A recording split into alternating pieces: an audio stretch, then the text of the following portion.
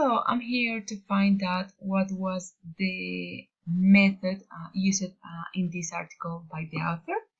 Well, here she uses a descriptive qualitative method.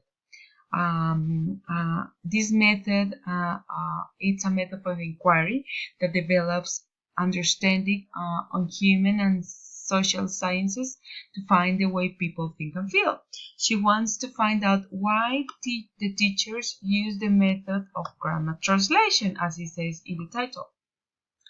Well, one of the characteristics of qualitative research is that includes groups in deep interviews. So if we go down, we can find that she here uses the two teachers. The subjects of the study were the teachers and also students. Qualitative research uses inductive processes to formulate theory. So she makes observations. Here we can find that from observations are discussed. She is making a lot of observations here.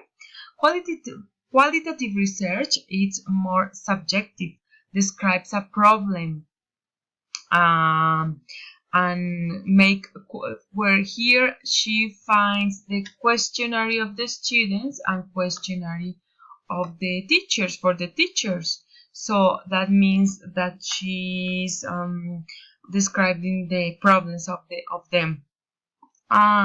Whereas quantitative research uses numbers and statistics, we here can't see any numbers or statistic in this research.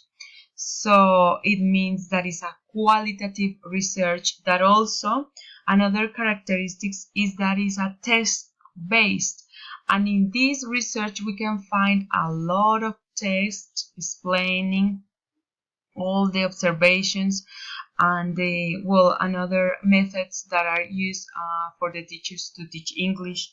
Qualitative research, it doesn't use statistical tests or any numbers. It is a text based, and qualitative research relies on verbal narrative like spoken, written data. So here we can find a lot of written research that the researcher looks for to inquire about this article of the use of grammar translation method in teaching English.